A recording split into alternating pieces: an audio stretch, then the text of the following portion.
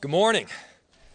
So we are embarking on what will be one of the most exciting weekends we can have in the city of Minneapolis. A combination of Pride plus Taylor Swift is coming to town.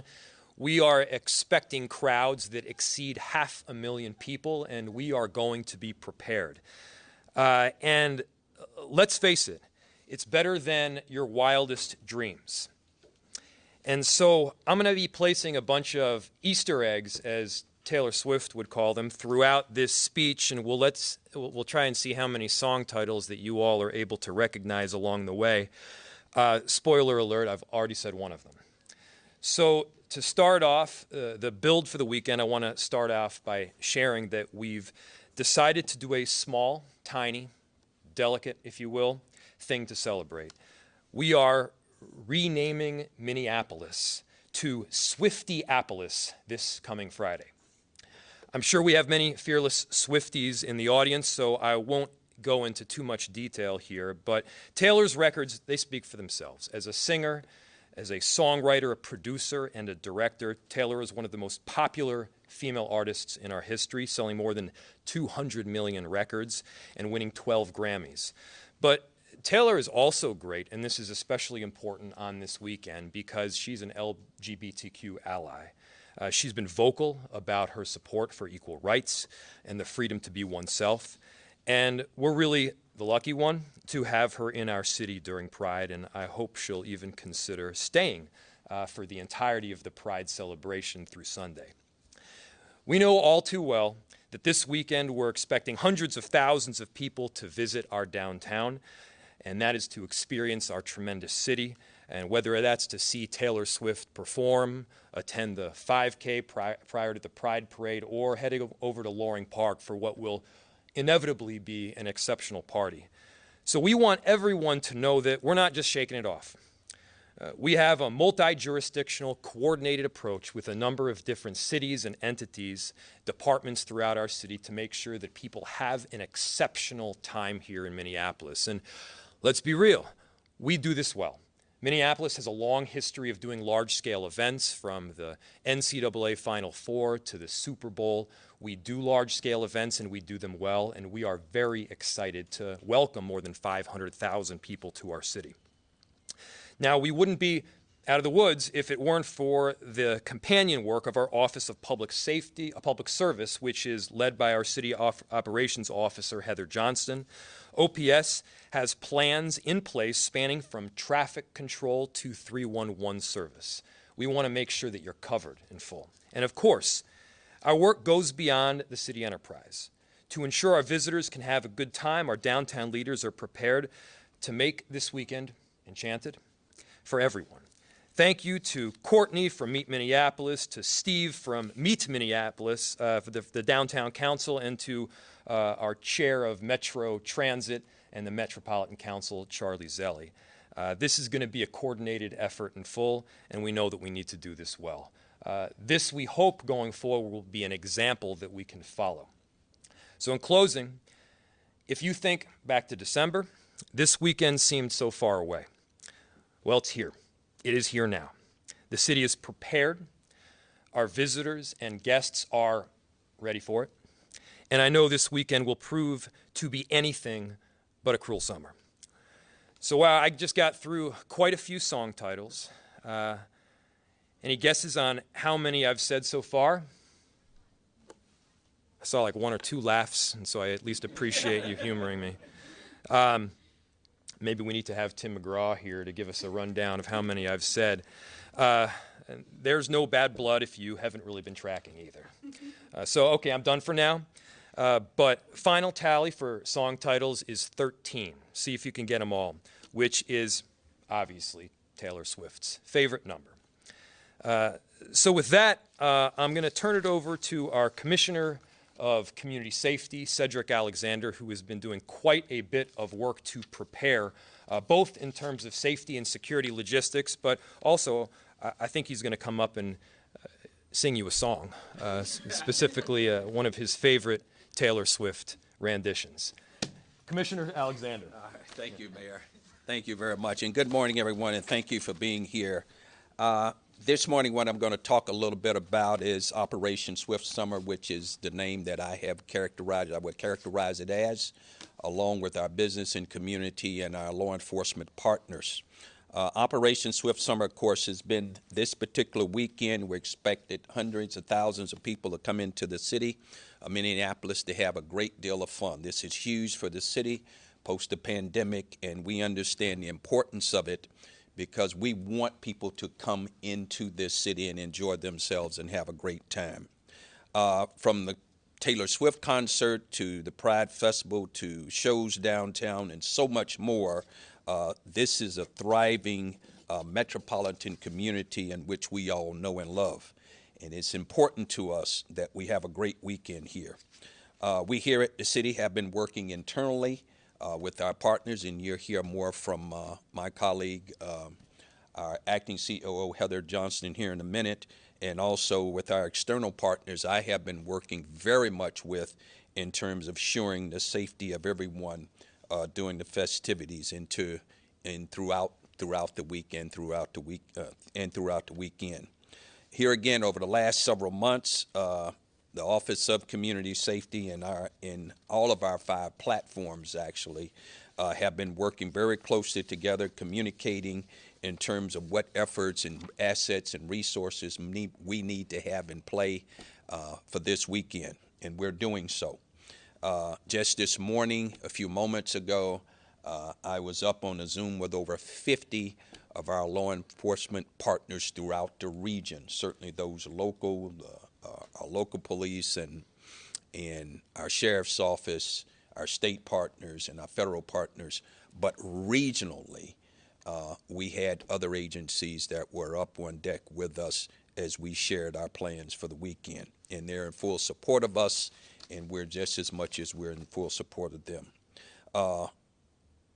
While this is not the first major event to take place in Minneapolis, the level of coordination and collaboration among our partners this weekend is unprecedented. OCS has coordinated and prepared our 911, our emergency management, our police, and fire, along with our Department of Neighborhood Safety. And we also, I want to note, law enforcement is really only one piece of this puzzle. Our 911 operators will be at full strength. Fire and EMTs will be key first responders if people have health situations that may come about. Mobile units also have been put on alert, and you're going to see a strong presence of a number of our first responders throughout the course of the weekend downtown and in around the area. We have also been in contact and communication with our downtown partners and community leaders. Just this morning had over 30 of our major business leaders throughout this community that were up on a Zoom with us, informing them of this weekend and letting them know and being as very transparent as we can about how we're doing things and what we're going to be doing over the course of the weekend. And we did the same thing with over 30 of our community leaders that were up on another phone call, another Zoom this morning as well.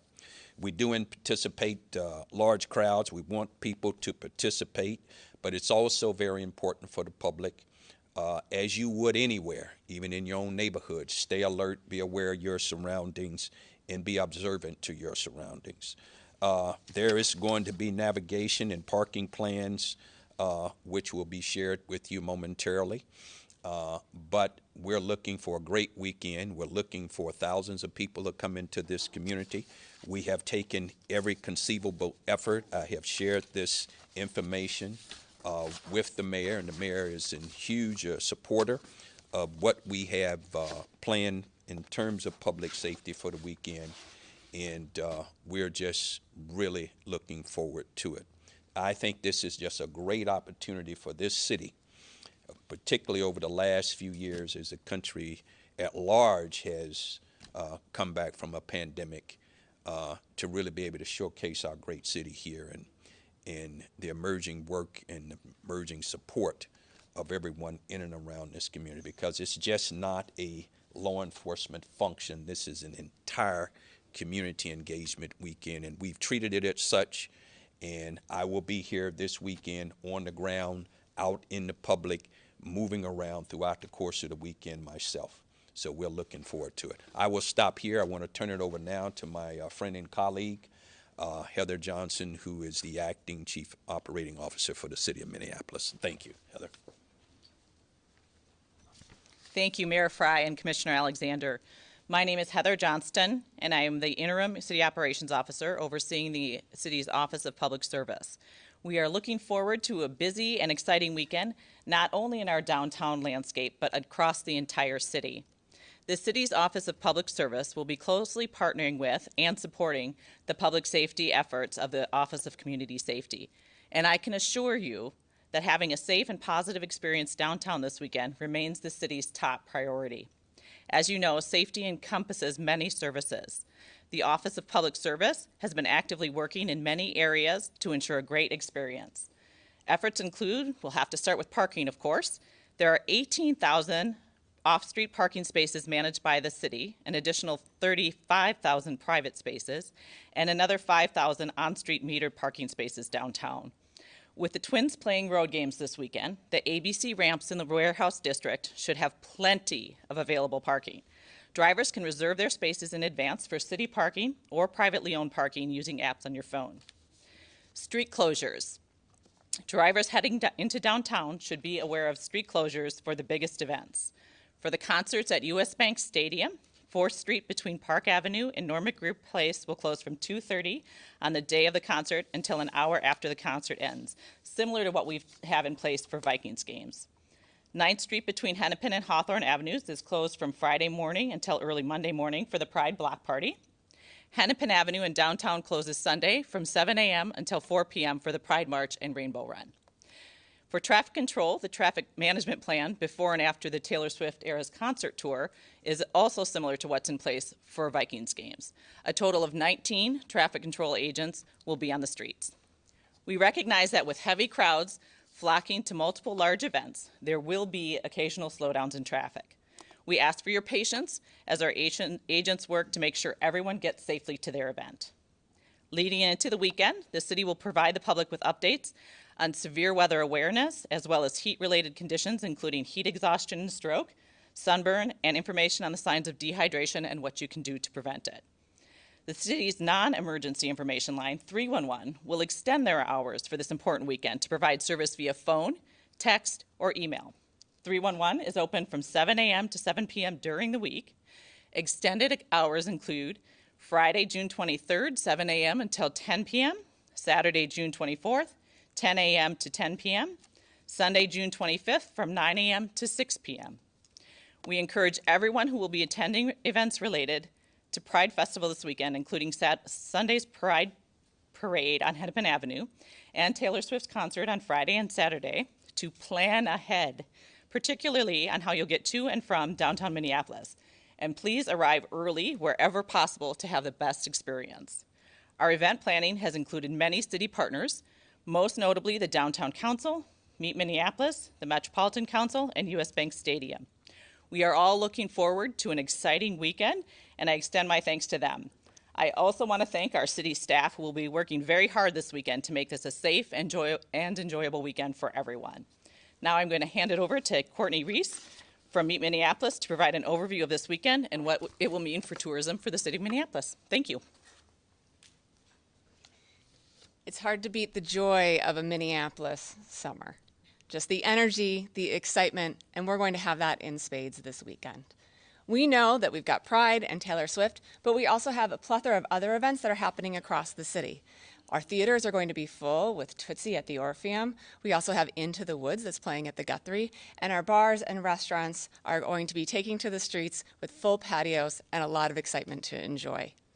There are more than 30,000 hospitality workers in Minneapolis, and this weekend you'll see why we have such a robust, incredible community, and we're excited to welcome all of these people that may have been to Minneapolis before, or maybe it's their first time, to have the experience that we know that we can bring. We're excited for people to see the energy, to have that welcome back to that community, and we know that with our city and all of the partners that I mentioned, we are prepared, and we hope that everyone helps roll out that red carpet to give everyone a welcome. With that, I'm going to turn it over to Steve Cramer from the Downtown Council. Thank you. Great. Thank you, Courtney. My name is Steve Cramer. I am the president and CEO, apparently, of the Swiftiapolis Downtown Council. Happy to be with you. This weekend is what it's what our downtown is about. A crossroads for all manner of people across the spectrum of our community to come together for fun and celebration. Might be coming downtown for different reasons, but they're all going to share this space together. And it's space, as you've heard, that is ready. We've got the right facilities, the right infrastructure, experience managing and managing well this kind of convergence of activities. It will be a great and memorable weekend in downtown Minneapolis for tens of thousands of people. And it's one of many such weekends. Just a couple of weeks ago, Mayor Frey helped kick off Summer Downtown at the Commons, just a couple blocks from here. 1,800 events on our calendar, which you can find at mplsdowntown.com/events. We just finished this past weekend the Stone Arch Festival. After Swift Weekend and Pride, it'll be Taste of Minnesota on July 2nd and 3rd, followed by the Aquatennial on July 19th and the 22nd through the 22nd. As Courtney said, sports, theater, music, restaurants, all summer and fall. So I've said before, and I'll say it again, there's something for everyone in downtown Minneapolis this summer. Everyone in the city, everyone in the region, everyone in the state. Please come and join the fun. And now it's my pleasure to introduce the chairman of the Metropolitan Council to talk about transit service, which will also be an important part of this infrastructure in managing this event. Charlie Zelle. Thanks, Steve. There's a reason that every major sporting venue in the Twin Cities is next to a light rail line. It is an essential part of getting people safely and efficiently to and from major events at these destinations. And I have to say, Metro Transit has had a long history and a successful record when it comes to big events in these venues. When we think back, and we've talked about the Super Bowl, well, there was also record-breaking Garth Brooks in 2019, all supported by Metro Transit, and of course, Sunday Vikings games. This is something we know how to do. So when U.S. Bank fills up with thousands of people, many who rely on transit, we are prepared, we are experienced, and we're willing to meet the call this weekend. So as always, we really do value the partnership that many that have been mentioned today. We collaborate on planning, and we are excited that we're able to do our part. Throughout the Pride weekend, people coming in Minneapolis will rely on light rails, certainly every 15 minutes, both the green and the blue line, but thousands of bus departures and arrivals that come downtown in multiple directions and multiple venues. Notably to consider is that there are 90 bus trips scheduled to depart downtown Minneapolis between midnight and just after 1 a.m. That's just an hour at critical time with bus schedules alone. So we're going to use all our available resources to supplement scheduled service. Our staff recognizes the importance of the moment, and particularly when we think about the Swift concerts, whether you're going to Swift or to Sondheim, 2 blocks away, transit will be available to get you home safely. We have confidence that with extra post-event light rail service, extra train sets, meeting the demand on the platforms, we'll be able to cover all the post-event traffic activity, wanting to take transit, and provide a way home. So everybody can do their part, and we talked a little bit about planning. Please visit metrotransit.org/Pride Weekend. That's metrotransit.org/Pride Weekend, and you can review your options. We suggest you plan your trip. If you'd like, give Metro Transit a call. We'll help you buy a card, or you can use our app, and you can actually get our new Metro Go 2 card for the weekend. Get them now while they're hot, and use it all weekend long. Most importantly, we really value the work on the extra work that all of our transit workers will be doing this weekend. Without them, this wouldn't be possible, and we're really looking forward to a wonderful weekend of pride and activity in the next few days. And I think now we're going to hear some closing remarks from the mayor. Thank you, Mr. Chair. So this is a happy moment in Minneapolis, Swifty-Appolis for this Friday, and I think really shows how our city is coming back and we are rebounding. This combination of pride plus Taylor Swift, plus a number of extraordinary shows, plus a ton of incredible events that are happening all throughout downtown and all throughout our city, shows that Minneapolis is indeed the best place to be over the summer. And so with that, we're really excited and we're very well prepared, and I'll open it up to any questions you might have. Mayor, Dave. have you decided that you'll open the Emergency Operations Center, the EOTF, for this weekend, and when would that be? Yes, we're still having discussions around that. In fact, as we speak, we're having discussions around that. Our Operations Center right now, we're really looking at being downtown district, but we may expand that. And if we do, we will certainly let you all in the media know. There have been some concerns about light rail crime. Are there any protocols or procedures in place to make sure people are safe on the light rail? We're in communications with our partners at Metro Transit. In fact, they was up on the Zoom with me this morning. So we're certainly taking extra precaution and doing the things that are necessary in terms of make sure that people can be able to come in and go out of the city as safely as possible. So yes, we're well aware of that. I think you had a follow-up question, sir. Yeah, what's being considered, I guess, what's the consideration? I mean, if 500,000 people in the city, it seems like a no-brainer that would say you stand up Emergency Operations Center so that everyone can communicate easily. Well, we have a way of communicating. So I think for the number of experts that are involved in this process and the recommendations that were made for me were the recommendations I just shared with you. Now, we are going beyond what I've already stated and revisiting the idea of standing up that part of this operation. So when the experts come together and they have a little further conversation around this, then if that is the case and they deem it as being appropriate, then we will do so. Because what we have learned from the past, of course, is that we have to be in direct communication with each other and be able to share information. I think that's what you're saying here, which is hugely important. Yeah, I was wondering if you don't stand it up, how exactly do you communicate with each other? We'll be operating with each other out of the first precinct. So there will be all of our partners will be in communication and have access to each other. But here again, that question came up this morning, and that's why I like to bring up all our law enforcement partners together, because if we seem to miss something based on some previous experiences, which I may have not been aware of, then that's where we have an opportunity to do that. So that's why that's being revisited, to make sure that we're covering all the necessary bases. So that's a great question. Appreciate that question. Thank you. When you have a weekend like this, where there's so many people downtown, what are the specific kind of public safety risks that you're kind of monitoring and looking at that are just associated with these mass events? Yeah. You know, in this city and any other major city, when you have these type of huge events, particularly whether it's over a week or whether it's overnight or whether it's for a few days, what we will experience here, because we won't just have a major concert for 2 days. We're also going to have a major downtown festival around Pride. And when you have, and in addition to that, as you've heard, we also have several very popular plays that are in town and other events that are going on.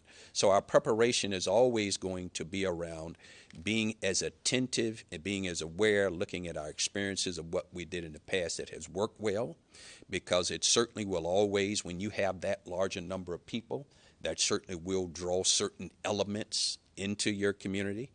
and we are sharing information, and we are open to intelligence information that is coming in to maybe give us heads up around certain things. And if intelligent information do come to us in terms of keeping the community safe, we're going to share that, public and privately, if we deem it to be appropriate.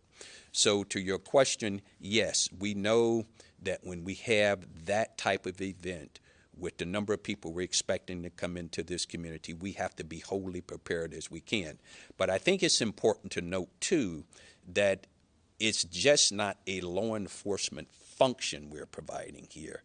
This is a total OCS function that involves all of our platforms, in addition to the supports that we're getting from our business partners and also supports we're getting from our community partners. So everyone is being informed, as I did this morning, about the same thing. Each message is the same, appropriately directed to each one of those groups. But for the public at large, let me say this, what is going to be incredibly important, that when you come into the city, if you're able to utilize public transportation, please do so. Be aware of your surroundings, and just be cautious, as you would if you were in your own neighborhood, regardless of where that happens to be. But just be aware, be alert, because there are going to be a lot of people in this city. We want people to have a great time, a fun time, and they will, but it's going to take all of us throughout this community to make that happen. Yes, ma'am. And it's Operation Swift Summer just for this weekend? That's what's called, correct? That's what I'm deeming as Operation Swift Summer this weekend. And then next weekend, of course, we'll be in preparation for the Taste of Minnesota. We'll be taking the same type of precautions and protocols will be utilized as they are now. And those resources that are going downtown for people, are they being allocated from different parts of the city? Obviously, not everybody's a Taylor Swift fan. They're going to be downtown, but people that are going to be able to. Oh no, we still have a whole city to protect. So yes, all the resources won't be downtown, but of course we'll have significant resources downtown. But in addition, our communities, regardless of where you live, you're still going to have police service. We're still going to be there and amenable and doing what we need to do, taking calls for service. There's got to be a delicate balance here with having a visible presence enough to keep people assured without being overly visible and feel like they're being over-policed. How do you handle that? Well, I think, that you hit the right. Yeah, that's a great question. The balancing part for this, for me, is this. People when they come into a city, people want to see the visibility of uniform marked cars and patrol personnel, etc., and they will see that. But you won't see an overwhelming amount of it where you'll feel, wow, something is wrong here. But you'll feel a sense of safety. They will be there. We have kind of struck that balance, we certainly believe, with all our uniform partnerships. And as I stated earlier, we had over 40, 50 local agencies in the region up on deck with us this morning on this call. They all will not be into the city, but they all have been informed of what it is that we're doing, because we all like to be coordinated. We all like to make sure we're communicating the message to each other. But that's a great question. But you're going to see a nice balance there of both uniform patrol and of not this overwhelming police state, if you will. You won't see that. Sir, you said that this is unprecedented, and this is a city that has also hosted Super Bowls. So what makes this unprecedented or unique? I'm just curious to hear what. Well, great question. And what's unprecedented about it to me is that I wasn't here during your Super Bowl, and I'm quite sure there was a lot of planning, preparation. In fact, I know it was, because I had to plan for a Super Bowl a few years back in Dallas. But what I do know is this: for the course of this weekend, considering the fact that for the last several years, post major civil unrest, post a pandemic, we are really hoping to get people back into this city. And we have taken out we have taken all precautions to do. When you think about what the things you've done for Super Bowl, that you did very well in preparation for those large crowds, think about that plus. And the plus is we're utilizing all of our resources that we have. We're going outside the city. We have people who understand and aware and have awareness of what it is that we're doing. We are engaging community in a very, very different kind of way than we have in the past, bringing them on board, getting community leaders up on a Zoom, keeping them in the loop of what we're doing each and every moment. And in addition to that, we are working closely with our business community. We had a number of corporate CEOs up on deck with us this morning who too are heralding what we're doing. So when we say unprecedented, I mean that in the sense this city has done a great job in the past preparing for large events, but through the mayor's direction and his support, we have taken it even a step further. We have time for 2 more questions. So this is for the mayor too. Minneapolis has gotten a lot of flack for crime, especially downtown over the last few years. Do you see this weekend and maybe other events this summer as an opportunity to kind of change that narrative? I do see this as an opportunity to change the narrative, but more importantly, I see this as an opportunity to show and tell the truth. Crime is down dramatically right now in Minneapolis.